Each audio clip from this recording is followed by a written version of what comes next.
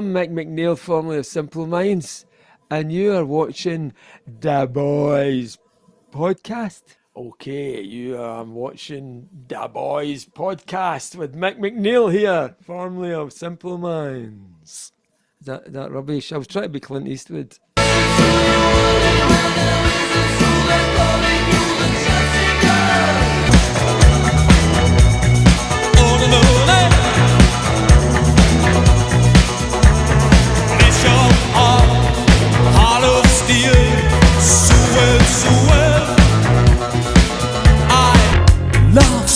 So quietly, like a glittering prize, I saw you up on a clear day.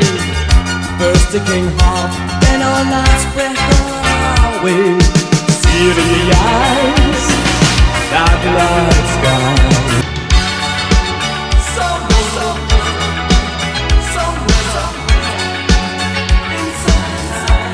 Move on to the front.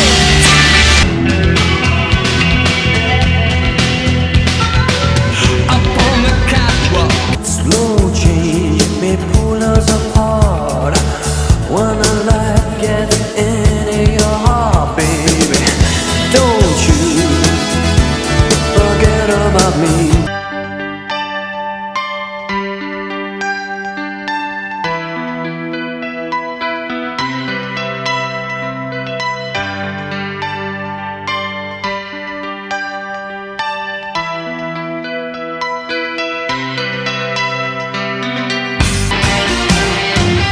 Meet me down by the gallow tree. And welcome back to an episode of the Boys Podcast. My guest today is a keyboardist, songwriter, and interviewer, best known for being in bands such as Simple Minds, Four Good Men, and XSM.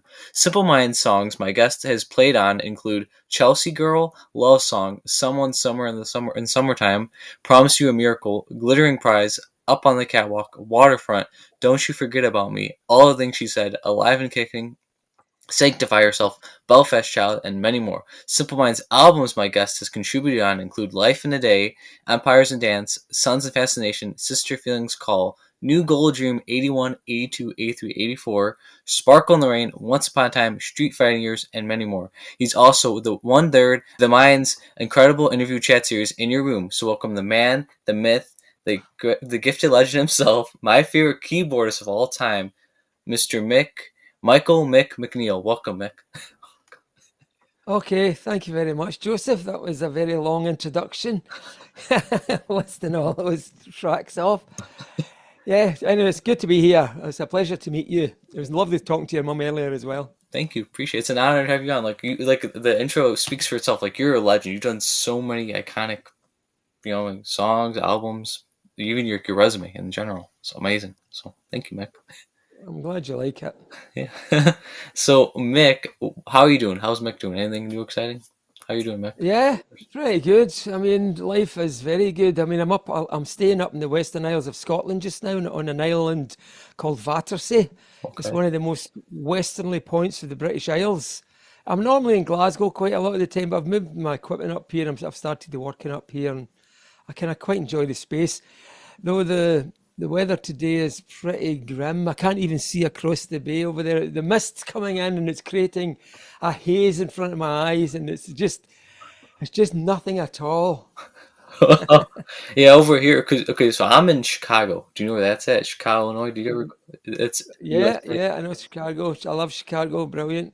Yes, that's where I'm at. And right now by us, it's like sunny as can be, very hot, everything. If you're curious to weather here. Excellent. So, That's good.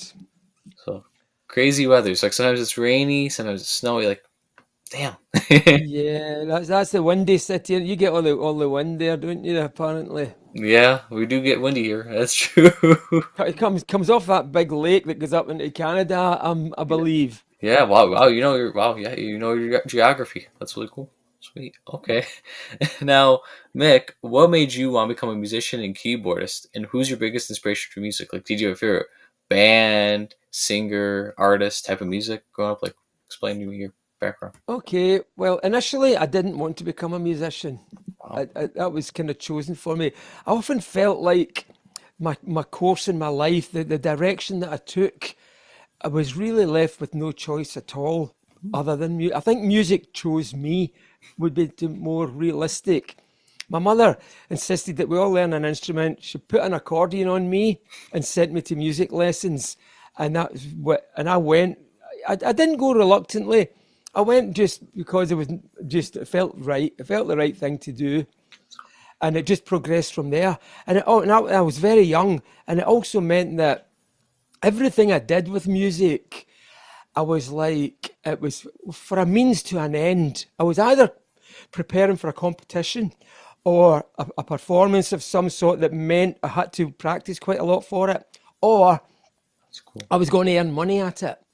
So there was always a motivation behind it. It was never really to sit down and think, oh, I'll put this on and have some fun and enjoy music. Music was a chore initially, that I had to sort of meet these points. And if I didn't do the practice, I would end up in the class on the Saturday feeling rubbish because everyone else can play the part and I can't because I didn't practice. And my mother was quite poor. And I felt like I didn't want to let her down because she didn't have the money to pay for the lessons in the first place. So I felt I had to do it.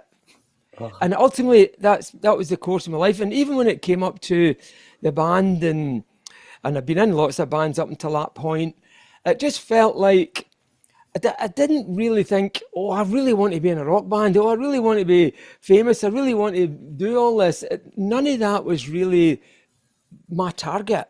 My target was just ticking along and just don't fight against the tide, just float downstream and don't try and swim backwards, just go with the flow. And that's kind of where I'm still there today. Wow. As for influences, Joseph, I mean, when I was really younger, I had a really wide range of musical tastes. I wasn't really into popular music that much. I liked soundtrack music. I liked John Barry quite a lot. And I liked a lot of the general theme tune music. Ennio Morricone, these kind of westerns. And I quite like classical music. The pop world wasn't really appealing that much to me. I did like, obviously, I was young and all my peers and everyone was buying records. In fact, when my best friends would go and buy like a 7-inch single, I spent the same money on the sheet music for those same records. And I still have that sheet music because I thought I better learn how to play this thing rather than just sit and listen to it, because I knew I could maybe make some money out of this. So there was a motivation behind all of it. Wow. And as for the influences today, I mean, I would have to say I'm kind of gone back in a bit of nostalgia at the moment. I'm kind of looking at the 60s and 70s on my playlists. I know, obviously, I hate to admit it, but I'm doing Spotify, and I think I'm going to actually chuck it sometime because it feels such a rip-off, Spotify. But it's so easy to put a playlist together, and then you can feed off what that does, and before you know it, you're going down this memory lane, and a lot of I've actually come to the conclusion that there's a formula in the 60s for pop songs. And every track that I come across, they've got these little ingredients, like maybe a wee stop and a beep beep beesh and a bing bang bosh, and then the chorus and the whole formula is laid out in so many songs. I'm actually thinking of trying to compose some 60s music because it's really quite interesting. As far as the other current influence, currently I think Peter Gabriel has got to be one of the biggest influences, and really in awe of the guy because he's an old man, but he's still making amazing records. Yeah. He's still performing fantastic. He's got a fantastic band, a beautiful show, and that's an inspiration. I think that kind of person, and he's a good guy. He thinks about other things other than himself. Most people in the music industry are really it's all about me. The whole universe just goes round. Pop stars. Wow. Anyway, I'll stop with that one. How did that go for that first question, Joseph? Are we okay there so far? Yeah, that was really cool. I think I saw too a picture of you online with Peter Gabriel. Didn't you actually get to meet him too? You and Peter Gabriel. Yeah, I did. It was the last time he was in Glasgow. I got to meet him. He played in a big venue in Glasgow, and I went to the show. But years ago we did a tour with Peter Gabriel, so I saw him every single night play live, and I watched every show.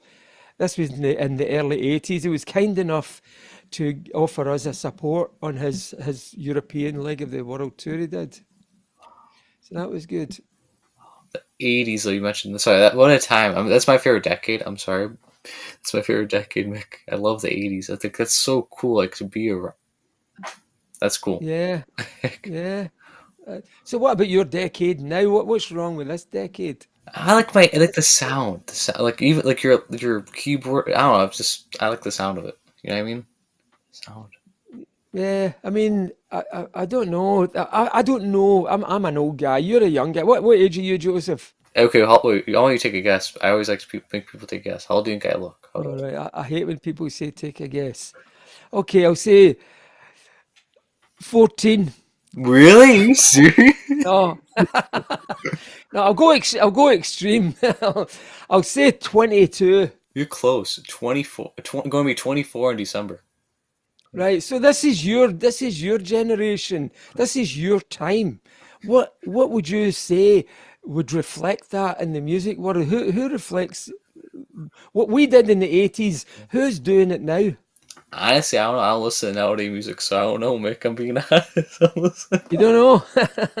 I listen. I'll let you. You mentioned playlists. All my playlists are 70s, 80s, 60s. That's all my playlist is. Right. Wow.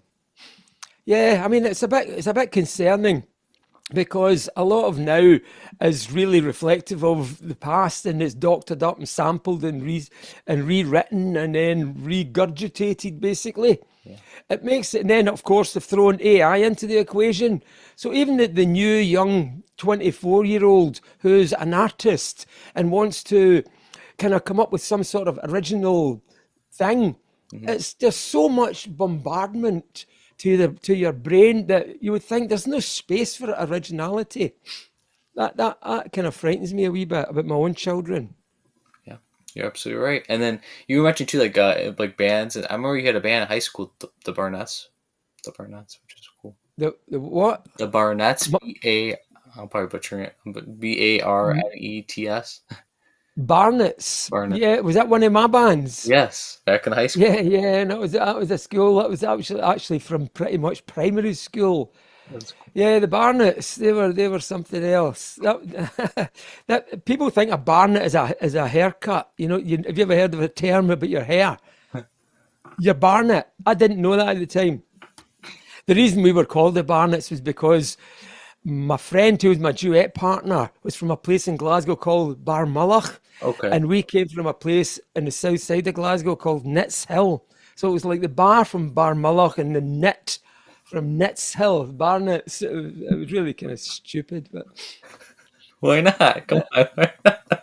I'll tell you, we were really busy. We made a lot of money, and I was going into school every Monday, very wealthy. So That's cool. That's really cool. Now, can you walk me through the process? How did you join Simple Minds? How did you join the band? yeah, I mean, it's quite documented already. I was at a point where I'd actually just I was kind of halfway through an apprenticeship as an engineer, and I was getting tired of the Barnetts because the Barnetts actually progressed into various other bands, but ultimately in the mid '70s or early '70s in Glasgow, and indeed generally through Scotland, there was a really healthy social club, labour club scene, where these social clubs would be really quite big places with possibly 200 or 300 or 400 people. And also the reason they were so busy was because you get cheap alcohol, you know.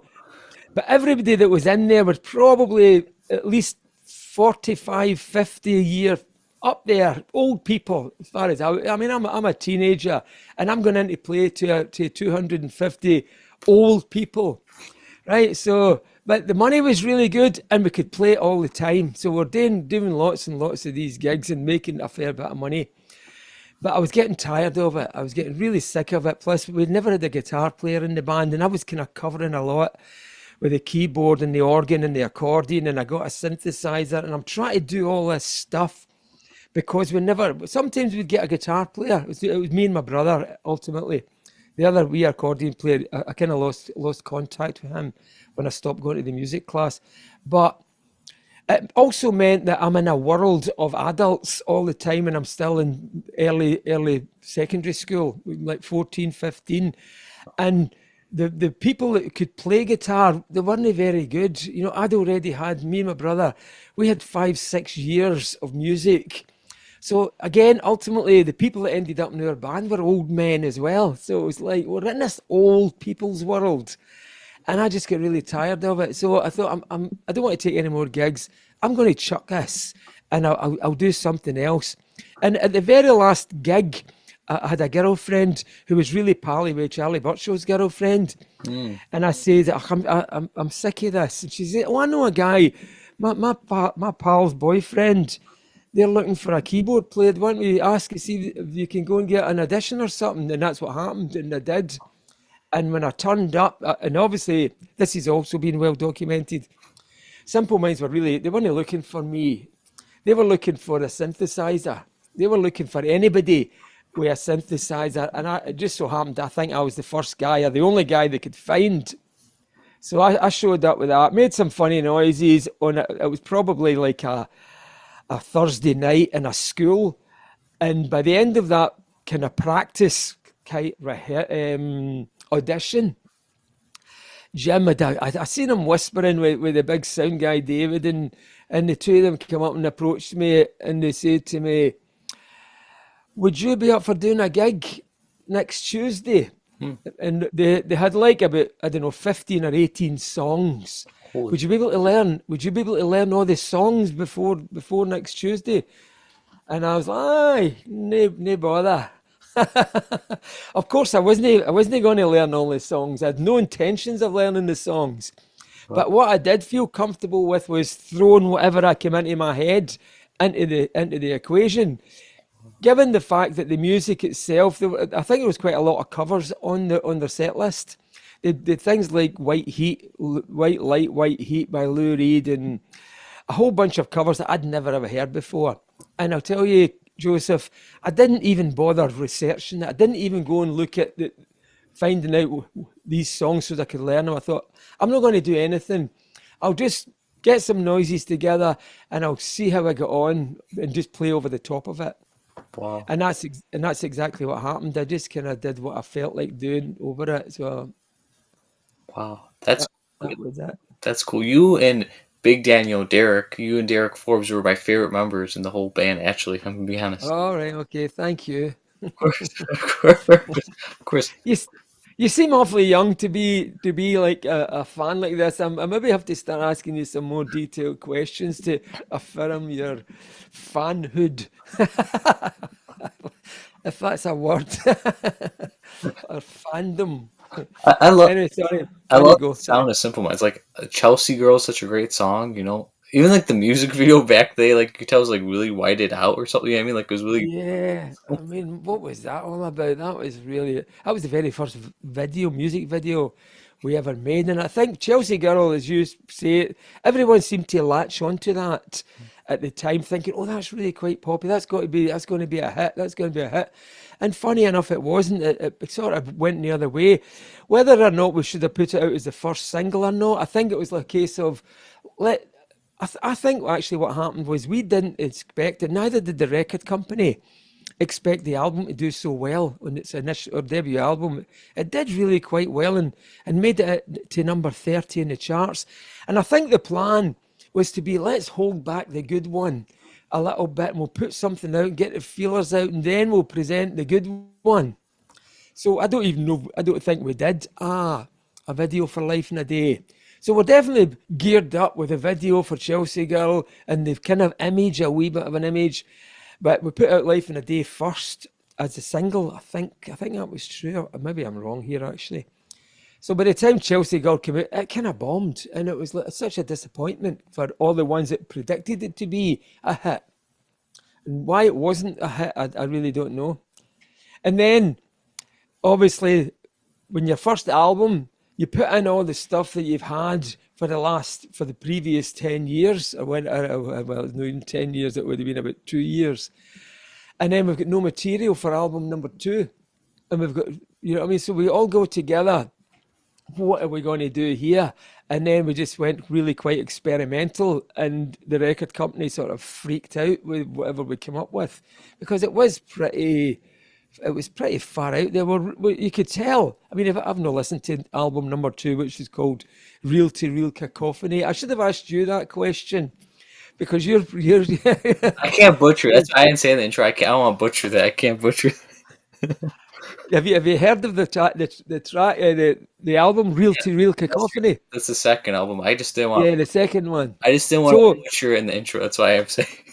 Yeah, when the record company got that, they've just panicked. I think it's like we've invested money in this band and they've just squandered it. Because and I've not listened to the whole album, I don't think ever. Bits of it come up and come in again into my life via YouTube or social media, and I think, oh, that's right. And in fact, a couple of them, one of them, a track called Factory, which I remembered at the time thinking, this has really got something, the way the bass plays major thirds over this simplistic chords. My whole, I'm definitely, simple is definitely rooted in me.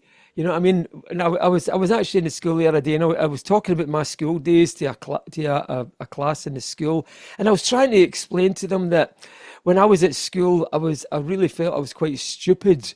You know, I felt like I was not intelligent. I had no grades. I was frightened to raise my hand in case everybody would know how stupid I was. So I would kind of try and make myself invisible and bury myself in a large class. And in my mind, I was just really simple. So when it came to getting Simple Minds, I kind of walked straight into that position really comfortably. So when I listen to bits of Reel to Reel Cacophony, I can hear where we're all over the place. We're searching for anything at all. I would start doing something in 3/4 time, like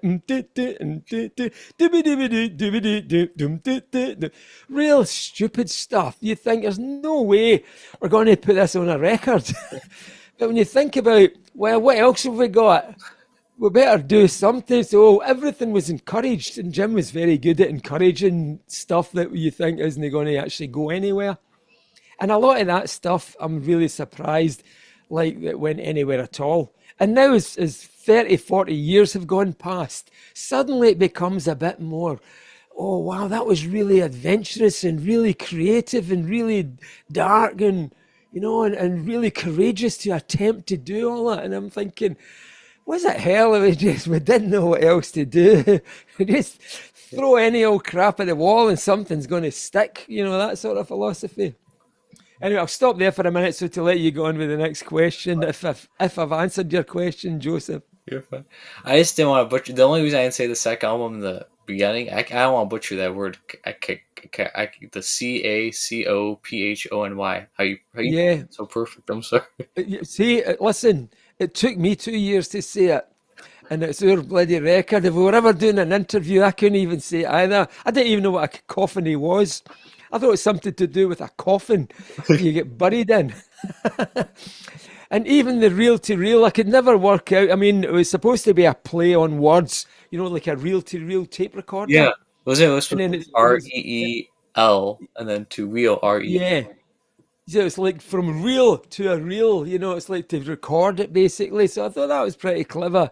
But the cacophony was like, that's supposed to be like a noise you don't like. It's supposed to be like, you know, something that's really annoying noise. Anyway, it's like a tongue twister. Imagine saying like 5 times that word. I can't say that at all. Period. Maybe that's why it sold about 5 copies and nobody bought it. They just couldn't pronounce it. I'm sorry. I just can't pronounce good things as good. Yeah. What is your favorite and least favorite Simple Minds song and album? And your favorite song? All right. Your favorite song? Okay.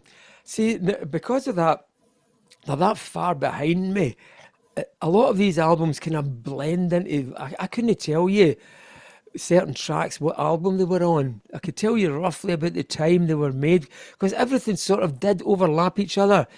At the time, I recall we did have a bit of a reputation for bringing out a new record that was completely fresh to the last one, where we're trying to get to change the sound and progress ourselves. You know, we're trying to do this all the time, but that wasn't actually accurate because there was bleed over times and there was tracks that didn't quite make that one, and we elaborated on it for the next one, plus we wrote so much stuff so tight together. You know, the first 5 albums was out in a really short period of time. So for me to say, oh, that was one of my favorite albums, that's my least favorite.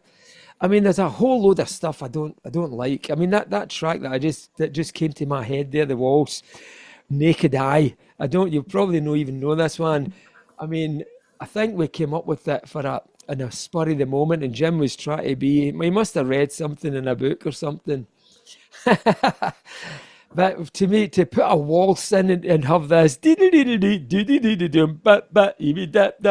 sounded like something you pull out a music box in a fairground, and you know, it's really bizarre kind of music. It sounded desperate. I don't like it when it almost like they're taking it because there's nothing else better than it and using it. You know, there's a few things like that, and that's definitely one of them.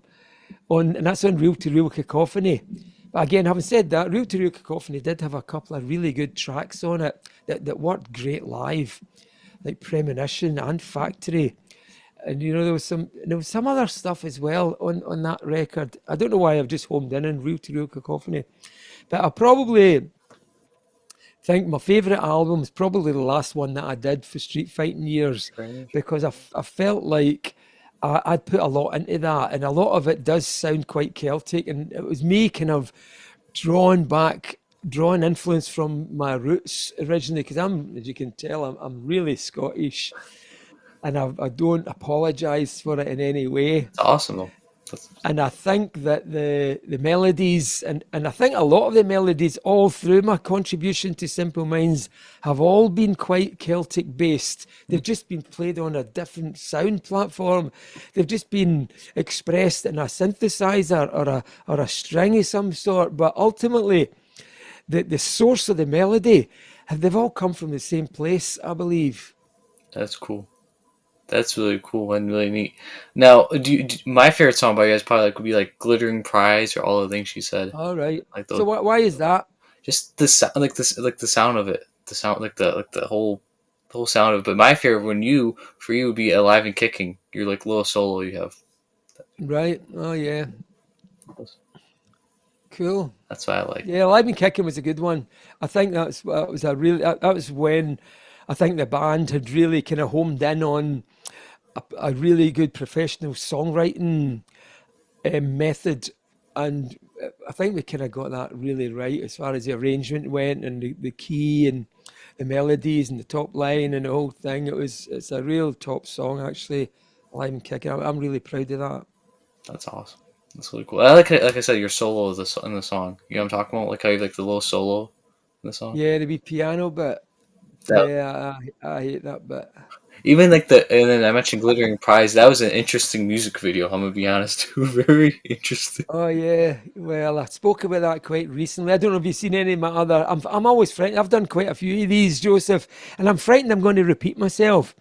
But we talked about glitter and prize in a recent podcast that I did, and how I had to wear these little Speedo shorts, and they painted me in gold to look like an Oscar, and you know, and the girl was kind of putting the makeup on me, and I was getting quite aroused. And that's a very uncomfortable place to be, in front of a whole cast and people with cameras, and I'm starting thinking, you better start rubbing that gold paint somewhere else.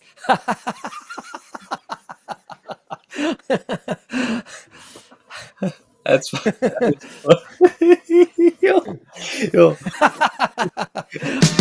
Like a glittering prize, I saw you walk on a clear day. First the king heart, then a last breath away. Wow. That's funny. So no, no. If you could build me your perfect band, obviously you're the keyboardist. Who's your singer? All Guitar, right, okay, drummer. okay, right, Band. right, a perfect band. Your perfect band. um, You're the keyboardist, though. Just let you know. have I got to be the keyboard? Yes, you have to. Yes. All right, oh, that's not so good. I want out the band right away. Okay, I would have to have another keyboard player to help me out. Well, let's go for Peter Gabriel for the vocal because he's just got the best voice ever, isn't he? The guitarist. There used to be a guy called Giretti Column. Have you heard of that? Giretti Column? Dr- Dretta Column? Is that what you're saying? Yeah, I mean, my Scottish accent sounds weird. It would sound something like Giretti Column. If I was American, Giretti Column. He had a really cool guitar sound with the delays, and it was really smart, smart. A great album. Somebody just drove into my house. I think it's a postman. I would like something like Dretta that. Column. Some I can't. what? No, I said that's who the person that drove by your house is. Dretta Column. As for the bass player, well, Derek's a good bass player. John Giblin was amazing. I love John Giblin's style. He's got this thing where he plays really nice notes and makes the whole thing kind of move about without pen. Derek's a riff guy where you lock into a riff and you keep this thing rolling. Whereas I don't. I think I would have to have somebody that kind of moves it in different moods and stuff like that. And John Giblin would have been. I would go. I'll take John because I've been thinking about him recently as well. I would go with who else is in the band? That's how many have I got? Me, John, and Giretti Column, and Peter singing. Who's your drummer? You didn't say a drummer yet. Drummer. I don't know about a drummer. I quite like drum machines. Hmm. I kind of like the kind of the drummer. I would actually, I would maybe go with simplify that guy doing quite a lot. Remember, um, T Rex, Mark Bolan had Okay. a T Rex was really just Mark Bolan and a guy called Mickey Finn on a bongo. Right, I would get Mickey Finn with his bongos just to stand there because he wasn't very good either. I don't think he was pretty rubbish. So if we get other musicians that aren't very good, I'll look great. That'd be a This great this lineup. That's a good band. this could be my tactic. So if we get poor behind me, even though John's no poor, but anyway, I'll stick with that. Mickey Finn on bongos, John Giblin on bass, Peter Gabriel singing, and Giretti Column on guitar. Great. That's a great lineup. Okay, and we're called the Barnetts.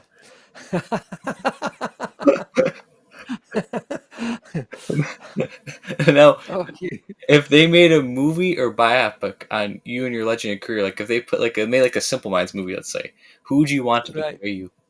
What actor? All right, okay. Well, I mean, I've often been told that, well, I used to look like Clint Eastwood. He Okay. pulls this kind of face, but that didn't look like Clint Eastwood there. I'm trying to look like Clint Eastwood now. But James Dean, I mean, can I bring people back for the dead? Yeah, we'll do that just for you. We'll do that just for I would have to go. I'd have to go with James Dean. who he's not an actor, but who I think you look like the guy I'm thinking is not an actor. He's a YouTuber. He looks like you. He's younger than you. Who's that? His name's Mini Minter. His name's Simon. He's a YouTuber that does like a All lot of right, sport okay. video games and all. You look kind of. He almost looks like you. Oh, really? Okay. Well, handsome chap then.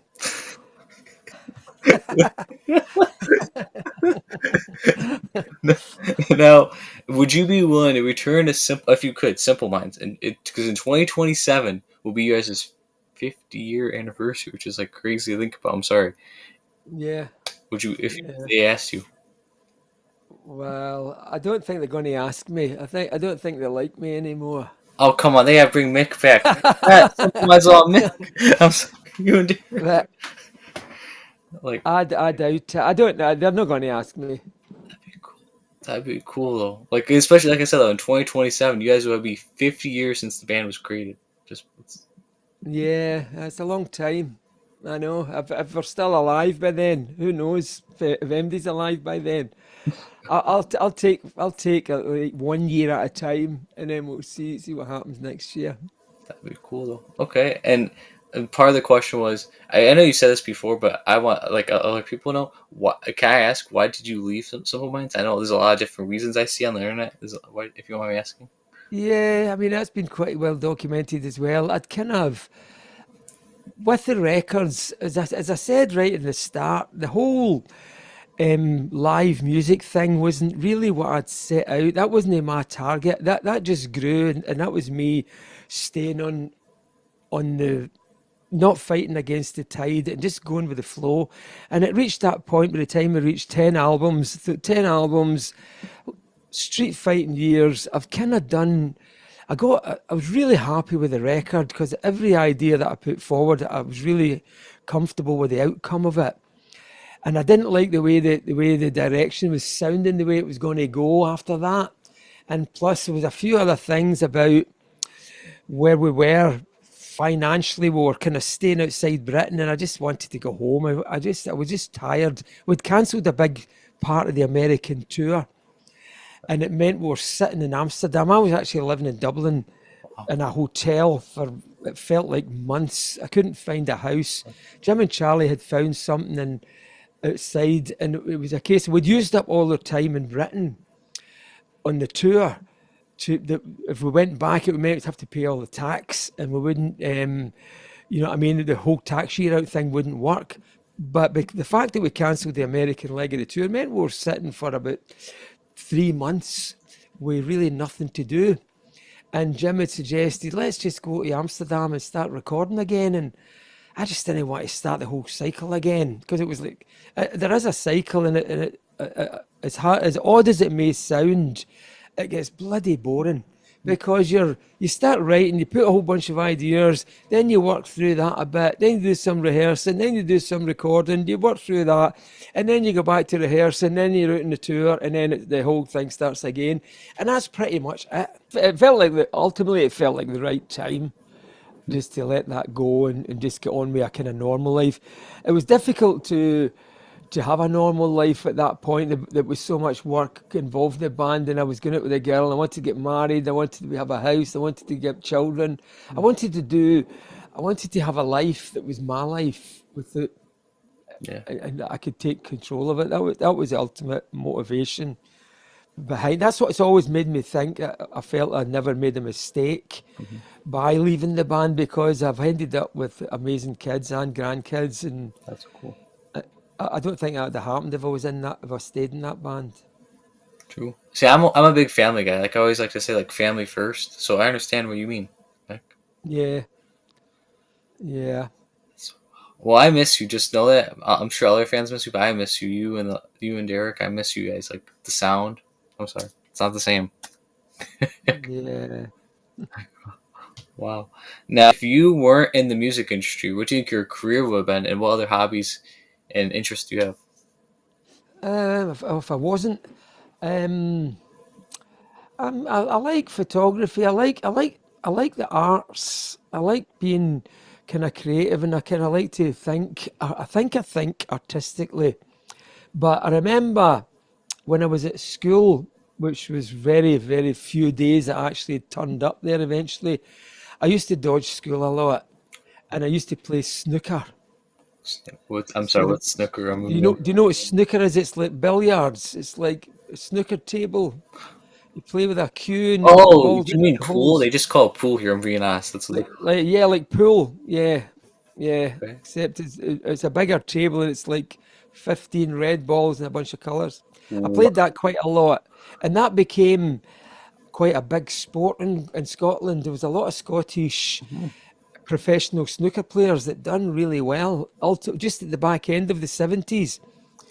And I think I could have headed down being a professional snooker player road if I didn't have music. I kind of get obsessed with things. If I get something new, I just can't put it down until I've really exhausted every element of it. And the same with the and if I wasn't doing music, I would have put the same amount of time into whatever I was doing. So I think, given that, I think I would have become pretty good at snooker. Even though I'd be terrible. I've not been on a snooker table for 30 years, so I'd probably be awful. But I would have liked to have done it. I enjoyed that game. Snooker. Wow, you taught me a new term. I never heard of snooker until today. Honestly, Snooker. Oh, it's big here. It's a big game.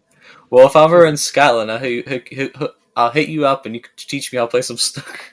I know how to play Yeah. pool, but I don't know how to play snooker. I don't know if it's different rules or anything. Yeah, but it's really quite difficult. I mean, it can be quite frustrating. It's a bit like golf, like if you're no good at it, you just get really pissed off quickly because the balls just don't do what you tell them, and every attempt you really try to put it in the hole, and it goes nowhere near it. I'll be walking when I golf. I've only played golf a couple of times, and golf is a big game in Scotland. I mean, because we invented it, of course. Yeah. Like, the Scots invented a lot of stuff, and golf is one thing that it's travelled well.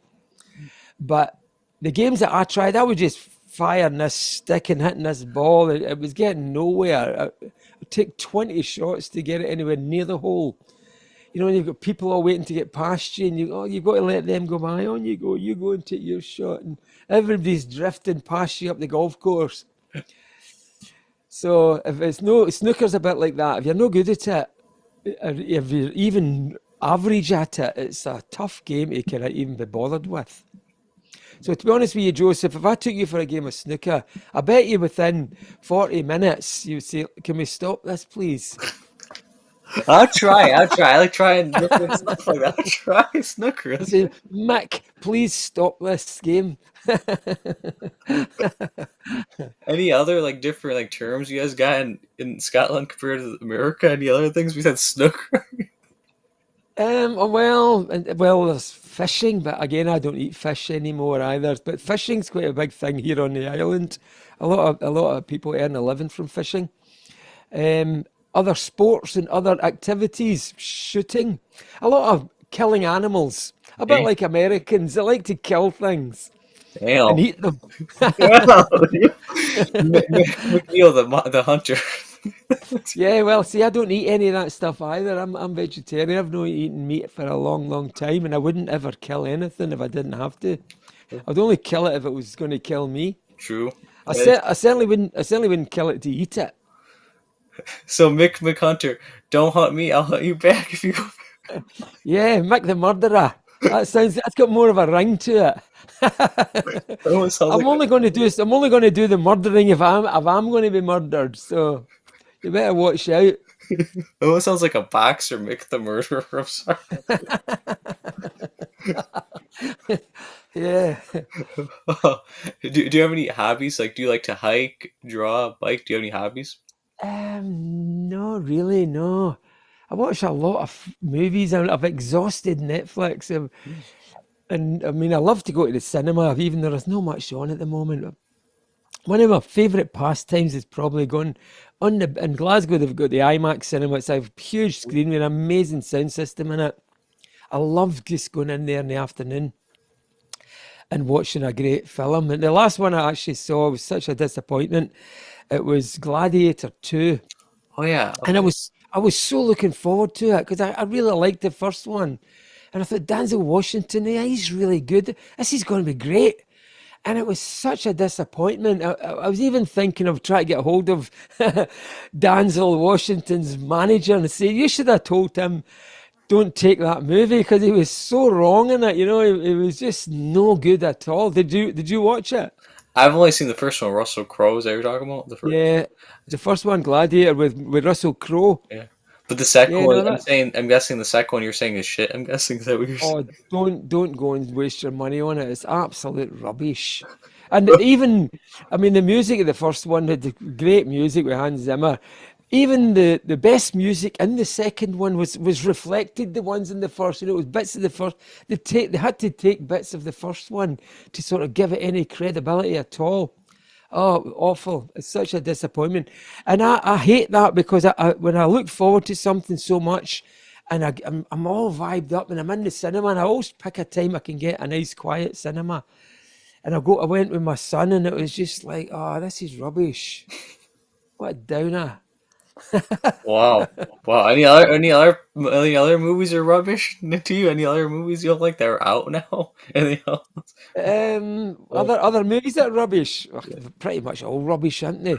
I mean, there's so much rubbish. It's just unbelievable. I can't believe there should be. I believe we should have a police force that only monitors big budget movies that don't allow them to take place, and they have to spend the money on something a bit more productive and creative, or give it to the poor. Just don't make the movies at all. A lot of these actors are just fulfilling contracts, you know, and millions they're getting 40 and 50 million to make this crap. And they should actually spend the money on something a bit more sensible. True.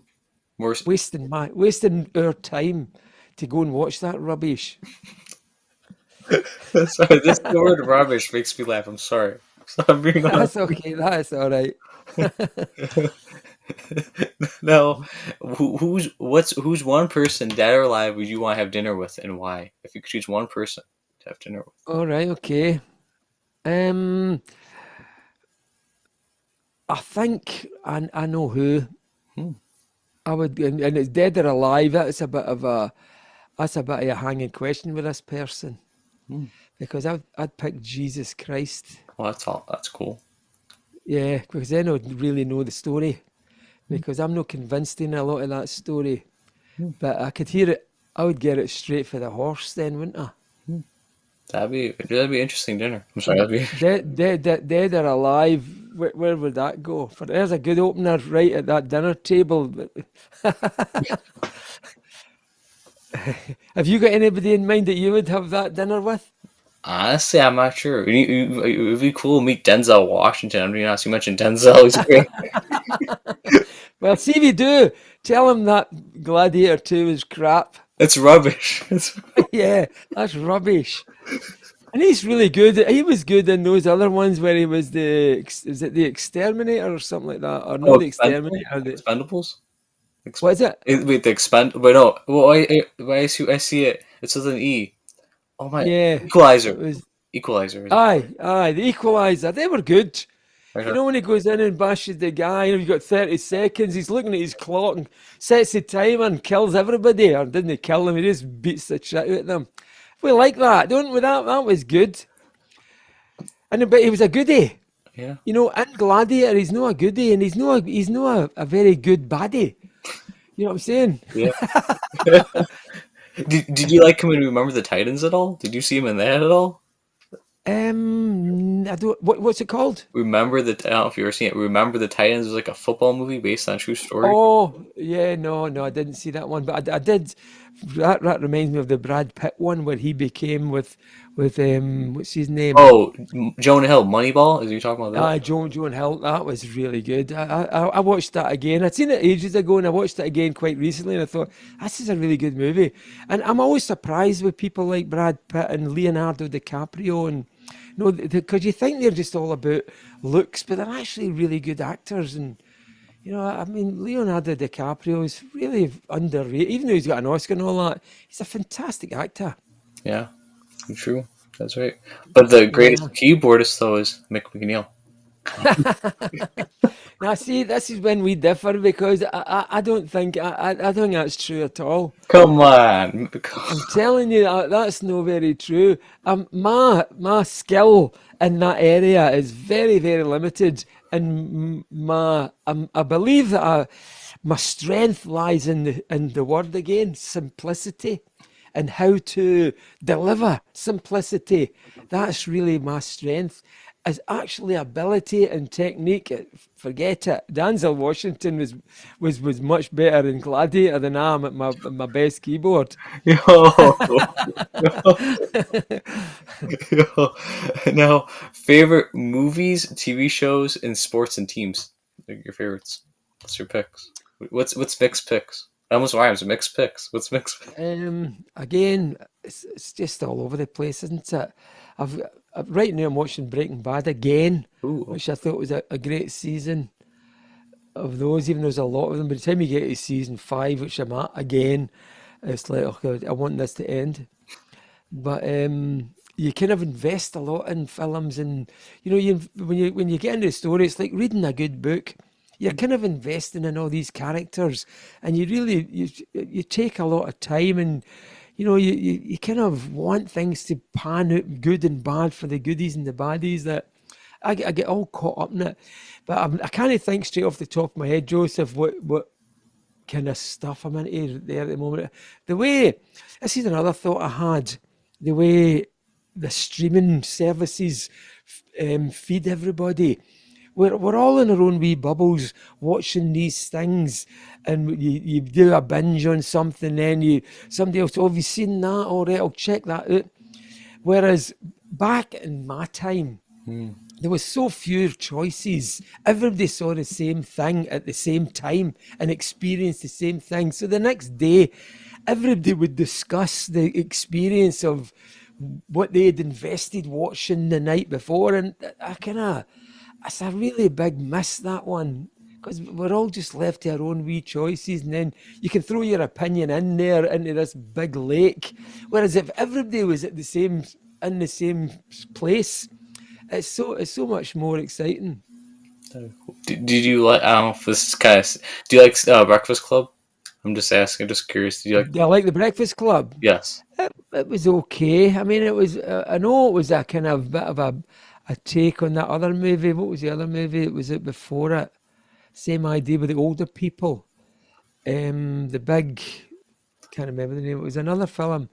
It was obviously targeting that age group, and it was going to be the big movie of the summer. And yeah, I mean, it was okay. I would never sit down and say, "Oh, let's watch The Breakfast Club." I don't think it's anywhere near my top 10 movies. It would, in fact, I don't think it would even come into my top 50. Wow. I'm sorry. Wow. Oh. Especially the theme music. Oh wow. I mean, obviously, we're grateful for the theme music because it opened so many doors in America for us, the band and the touring, and I mean, they're still kind of living off that song. But playing that every single night for 40 years would make me want to sort of choke myself. I like And that. Breakfast Club. will it be But, your nice dying words? Don't you forget about me? Okay. Okay. yeah, don't you forget about me. It's like, it feels so kind of sad that, like, running up and behind somebody, don't you forget about me. I'm still here, I'm still here. It's got that. You have a favorite sports and favorite teams? What sports do you like? Do you like Favorite what? sports and teams? Do you have Sport. what sports do you like? No, I don't really like sport. You're not a sport guy. So that's probably why I chose snooker. The Yeah, class I was like snooker snooker. Is that your as a sport. It's a long shot being a sport. And it's something like darts, have you ever played darts? oh, You're darts? standing like that, throwing at a dartboard. You can't call that a sport. But I think snooker would be a really mental drain and high pressure, which I think you'd need to be fit for, and every physically and mentally. But sport, obviously soccer, or you call it soccer, we call it football, but that's one of the biggest sports. My son plays, or did play up until recently, and I used to go up every Saturday and watch the kids playing it, and it's frustrating because I was rubbish at it, but I think I'm a good critic. And I'm one of the dads that shout at the side of the pitch who knows better than anybody. One of those dads that thinks the manager needs to go. Yeah. He's putting on the wrong team. My son should be playing up front. I mean, it was one of those scenarios. But I mean, it was still a fun thing to kind of to watch it and watch the poor boys getting hammered every week. Well, that's nothing to compare to what I've got two older boys as well. My second oldest boy, he was in a team in Glasgow called Bears Den Rovers, and they would get hammered. They would get. I mean, something like 6 or 7 nil is a really bad result, right? Yeah. This Bears Den Rovers nil means zero, 7-0, But Bears Den Rovers would get beaten at least 15 or 20 nothing. Every single game. That's I've never seen a team so poorly thrashed every week. It was almost like they need therapy after this performance. so you're saying the team But was I, rubbish? I'm sorry. yeah, real rubbish. But apart from that, I don't really give sport. I do enjoy like the Olympics and the Commonwealth Games. I like to watch a high end competition. Once I start watching it again, I kind of get hooked on it. I need to see who wins it. I need to work it all out. Swimming was quite good. I like to swim. And one of the wee local boys in our village won a really good prize in swimming a couple of years ago, and it was really nice. I was at the television, screaming at the television. Ross Murdoch, his name is. He was actually in my son's class in high school, That's, and he came in and I think he won silver in the Commonwealth Games or something. But it was brilliant to see this wee fella go and win. that's cool. Favorite food? You have a favorite food? You said you're a vegetarian, so I'm curious what food would you like to eat? What's your favorite food? Yeah, I mean, I like corn on the cob. I just the corn on the cob. I love corn on the cob. Just that's easy stuff. I'm making juices at the moment. I like What are juices? I'm sorry. What are juices now? What's kind this stuff? yeah, it's kind of spinach and celery and some pineapples and it's just a nice drink to get a good start to the day. And I love spicy food in Glasgow when I go down. I mean, there's nowhere to eat in this island. I bring all my own food up here. I bring a whole batch of frozen vegan food and I just chunk away at a big lump of ice. And I don't really know what it's going to be. So I'll either be putting some rice or some pasta on with it. And when it defrosts, I find out what I'm having for dinner. There's a lump of ice getting defrosted at the moment for my dinner tonight. So I'll tell you at another time what I actually ate. But I love spicy food. There's a great Mexican place in Glasgow called El Jefe. I Oh, love that. it's just, I've never expected that place to be called that. Yeah, El Jefe. It's like Jeffy, Jefe. I'll say it in my best Mexican accent. El Jefe.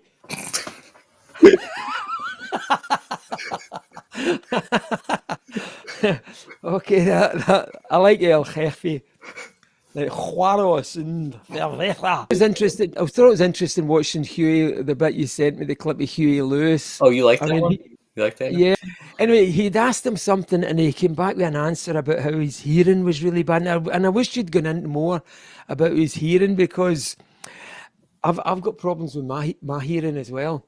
And I've often wondered about somebody. I mean, I thought Huey Lewis was a great singer Yeah. and some great tracks, really powerful band. It was a real band singer guy. You Mm. can tell he'd been doing that a long time, and he's got the power and the power of that's his track, wasn't it? The power of love was it or something? Is that Oh the yeah, name of the Power of song? Love and Back in Time and Back to the And the Future. power of love, he's got that really. And then for to lose your hearing and think, how would you deal with that? How would you, because it's always scared me. I suffer really quite badly with tinnitus. Ooh, wow. And being in a kind of noisy environment aggravates it. And actually, being in a non-noisy environment aggravates it even more. Because if I'm sitting in complete silence, the tinnitus obviously gets louder because there's nothing to distract it from you. Wow. I'd have loved it if you'd have opened up a conversation with him about his hearing loss and how he coped with it and how he actually felt about it. Mm. Because you go into a panic. Yeah. When I first woke up, I woke up one morning with a screaming tinnitus, and I really I was terrified, and when I further researched it, and I realised I've got this for life. That this isn't going to go away, and it's not going to get any better, and it's probably going to progress and get worse. And then I'd heard people had actually committed suicide just to stop the noise, and I'm thinking, This is like a real torture. Yeah. And for somebody like Huey Lewis or any performing artist that's involved in music or anything audio, to suddenly lose your hearing, it's like it could, I don't know, I just, it'd be an interesting kind of story to take up. Shall I ask? No criticism of you. It's just you let him say it, and he drifted away, and then you moved on to the next question. I'll ask him for you. I got you. He's actually coming back for a part 2, so I could ask him for you. Well, tell him Mick says he would love to hear more about your hearing loss, Huey, because it worries me, and I would I think it worries a lot of people, especially now this generation of earbuds and headphones, and that what's coming down the line for young people when they hit their mid 30s and 40s, it's going to be a lot worse than what it was for myself and Huey Lewis. I know what you mean. Wow, yeah, and I don't know if you also saw the rest of the catalog. Like other people I've interviewed, like a fellow Scott musician for the band Pilot. Do you remember them back in the 70s? I do, yeah. I interviewed I this. don't know them, but were they Scottish? Yeah, believe it or not, yes. Wow. Yeah, no, they were good. January, Yes. sky to be hanging on me. Yeah. Oh, Yes. That guy. yeah. Yeah. I actually knew the singer, David Payton himself. Yeah, I didn't even know they were Scottish. Yeah, they were born Glasgow. Is that how you pronounce it? That's where they were born, actually. Born over. Yeah, well, there we go. That's me. You're teaching me something here today as well. See, you taught me stuff with Zoom and stuff. We're learning from each other. That's cool. Now, what advice would you give younger people who want to go in the music industry? Right. First bit of advice would be don't go into the music industry. Don't go into it. Yeah, because you're not going to make any money. Mm-hmm. No. I would advise them to pick up an instrument and learn how to play it and spend lots of time doing it. Absolutely, because if you're doing it to go into the industry, then your motivation is wrong right from the outset. Okay, if you're doing it to say, if you're occupied and you want to take your brain away to somewhere else in your own space, which music does amazingly well, that's exactly why you've got to do music. Don't do it to get into an industry. Go into some other industry. But save yourself before you even start, because the chances that you're going to do anything will be really, really thin. And everybody, of course, wants to be either the lead singer or the guitarist or the person up front. When there's so many other occupations in the music industry that put these people up there, there's a whole team at the back that are get ignored. There's tons of spaces, and we can't even call it the music industry anymore. I think it's much more of the general creative arts industry, where it's all tied up with film and it's all tied up with other elements of art. I remember I went to see an artist. I'll roughly go off on another tangent here. It was an Indian artist, and he came to do a demonstration in Glasgow in the Macintosh Centre. It was a guy called Charles Rennie Mackintosh, a Scottish designer type guy. Personally, I don't like his stuff, but he's really famous, and he's got a specific style. And he's dead years ago. But he's got this Macintosh. Anyway, this guy comes over and he starts describing art in India. Yeah. And he says there's no way you would get away with being an artist. You have to be much more creative than just paint. You have to make things with metal. You have to be able to weld. You have to be able to construct stuff. You have to make art out of scrap and junk. And you have to sing. You have to dance. You have to do everything. Everything in your head has to come from a creative place. So when you pinpoint down just the art or just the music or just one element of it, you've hardly even got a glimpse of what the whole picture is.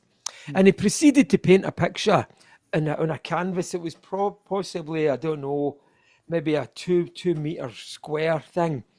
And he did this really rough drawing, and it was all kind of brown and orange. He just splashed a load of stuff over it. And then I'm thinking, well, that looks rubbish, right? I didn't say that out loud. And I'm sitting right at the front. There was a whole load of people. And he proceeds to take a rag with some white spirit on it and start to rub it all away. Oh. And immediately this thing appeared. It was a beautiful flower. In seconds, this whole thing. And I'm like, wow, that was, and the way he described it, it was like the way an artist sees a piece of marble and all he's doing is chipping away all the stuff that's no good, and you're left with this beauty. And that's all he did. He just took away the stuff that was no good, and you're left with absolute beauty. I thought that was the most kind of artistic lesson I'd ever learned. And I also felt it's the same when you put music together and you put loads of stuff. Obviously, you've got all these wee licks that you put in. You put all this stuff in, and I've kind of recently gone onto a modular system. Well, recently I've been at it for about 5 years. I still don't know how to work the thing, but you're ultimately trying to expose the good bits by just going through so many things and taking them away and trying that with that and put that in with that and then listen to it again. And you're constantly just looking for something that actually is already there. You Wow. just need to highlight and erase all the bits that shouldn't be there. Wow. That's interesting. Okay. That's interesting. I would say like for like the advice part too, like I always like to add, like stay humble, remember where you came from. You know what I mean? Like don't get cocky Yeah. or anything. Like that's why I say. Yeah. That's what I have to say. Absolutely. Thank you. I agree with that. You got to always remember where you came from. Thank you. Is that what you said there? Yes. You heard me correct. Yeah. You heard the American kid. I know I've got such a strong Glasgow accent. It's difficult, and I appreciate it's difficult for MD to understand me. I love your accent. That's really cool. Like I love accents. I'm a big accent guy, so Yeah. it's really cool. When I listen back to me, I don't even understand me. It happens. It happens. Now, in the future, somewhere down the line, would you be willing to come Uh-huh. back on for a part two interview? Answer some fan questions. That's one of the questions. Would you? Sure, sure. I've enjoyed talking to you, Joseph. Thank We'll you. get we'll, Same. we'll hook up again sometime. Same here. Same here. This has been a fun chat. Okay. Now, what's one thing you like to tell the Simple Minds fans at home? What do you want to tell them, Enzo? Thank you for putting up with that racket. Thank you for listening to that cacophony. That word, like I can't say that word. But you have to teach me cacophony. Is that what you're saying? That's it. You got it. Cacophony. It's like caco. You can what you want to call cacophony. It almost sounds like can I get a coffee? It almost sounds like a song. Like a cough. Like a cough. Excuse my cough. Annie. Cacophony. It almost sounds like can I get a coffee though? That's what it sounds like. I'm being. Yeah. Yeah. Well, Yeah, but no, that I mean, they've been so good. I mean, I've had an amazing life thanks to everybody that's bought records and spent any money at all on Simple Minds. It's come to me, and of course I'm grateful for that. I've never had to really do anything that I didn't want to do, and I'm an old man. I'm in hitting my late 60s, and it's just been a fantastic life, and it's due to people that fans of Simple Minds that I've enjoyed this life, and not only me, all my family and my children and my wife and my past wife. There's a whole string of people behind me that have all benefited from exactly who bought all those records. yeah, the records, the concerts, all that. Yeah, yeah.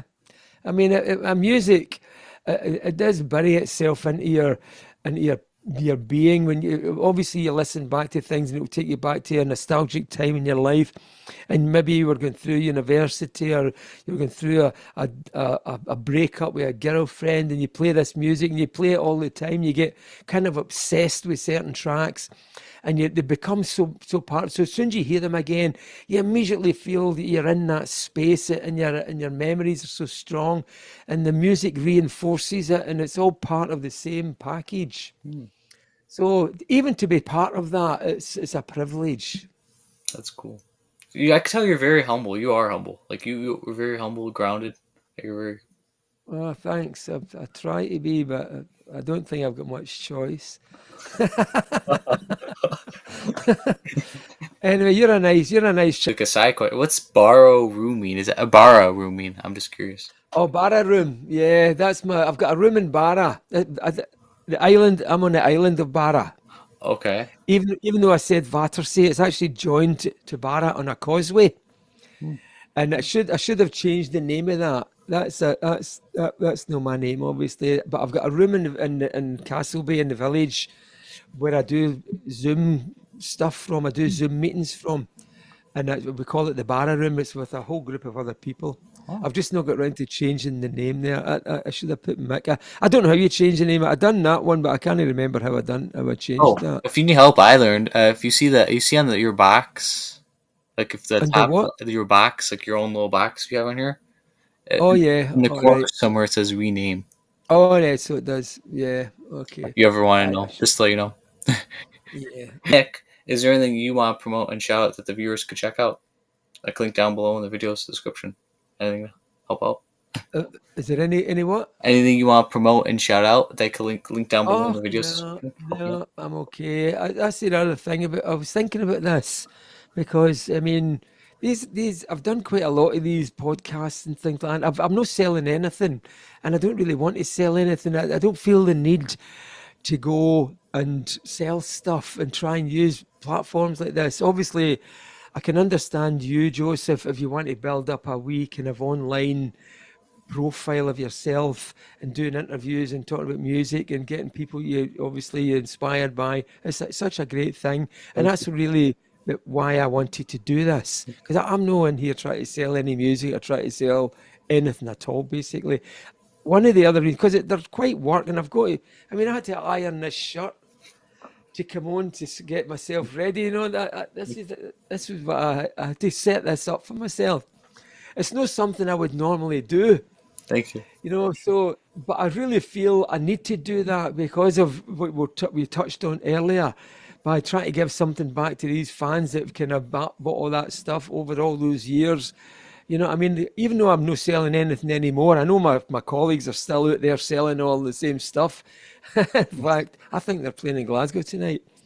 Yeah, And as I recall, as I believe, most of the set was the same set that I played when definitely. 35 years ago. So it's no as if like, so whatever I did then is still hanging in there, because Yeah, they're still playing all pretty much the whole set. But it's just a way of trying to give something back that I'm not trying to benefit from. You know what I'm saying? I'm, yeah. I'm explaining that all wrong, but that's pretty much why I'm actually talking to you, Joseph, Appreciate it. for that reason. Thank you. And plus, you're a nice young man, and I like you. Appreciate it. You Appreciate know, it. You're a legend. Remember that. You're the. well, I'm not really new. Remember, legends are dead. Oh. And if you like, also link down below the Mayans, the YouTube channel. Help you guys out. Yeah, YouTube channel. yeah, Link that down below. Help people yeah. check you guys out.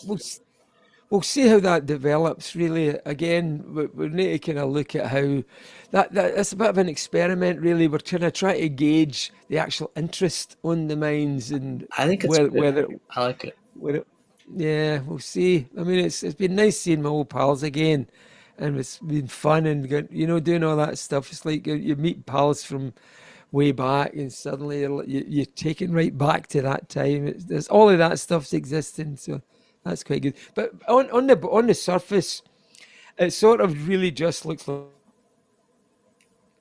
Oh, I can't hear you. Can you hear you me? can't hear me. Oh, now I can hear you. Okay, you're back. That was weird. You said on the Did surface I? and then cut for like 2 Maybe seconds. That's all. it does say the internet connection is unstable. So it's probably my internet, and I can see the weather's getting quite bad up here. I'm actually on a Starlink thing because the internet in this island is awful. But no, I was just reflecting on the good elements of kind of hooking up with old friends like with Derek and Brian and kind of doing this Minds project. And it really does feel like we're just three old men reflecting on old times. It almost sounds like you guys are like at a bar, like three of you guys are like at the bar reflecting all the stuff. Yeah, well, exactly that. Because when we first met, we met in a bar, even though I don't drink alcohol either. But even more so, I play in a care home for old people, and I just picture me, Brian, and Derek sitting in a care home, talking to each other, saying, "Oh, remember when do you remember I used to do this?" And and he'll say, "No, I don't remember that. I don't remember anything." Do you remember when that girl painted me gold? Yeah, well, I know it's that. Oh, there's quite a few memories that we wouldn't want to make very public. And no, Derek. Funny enough, the one with Derek in the gold paint, he wasn't even in that video. Yeah, You know, it's he, crazy. he was a naughty boy, and he wasn't allowed on that video. So he missed all that fun. Ah, great. Well, more fun for Mick, right? Okay. Yeah, it's that. I had that girl all to myself. Thank you again, Mick, for being an awesome and amazing guest. It was an honor chatting with you. Thank you. Pleasure was all mine, Joseph. Absolutely, I thoroughly enjoyed myself. Thank you very much for asking me. Thank you. Have a great day, everybody, and stay awesome. And Mick, you stay awesome. Okay, you do. Keep it up. Keep up the good work.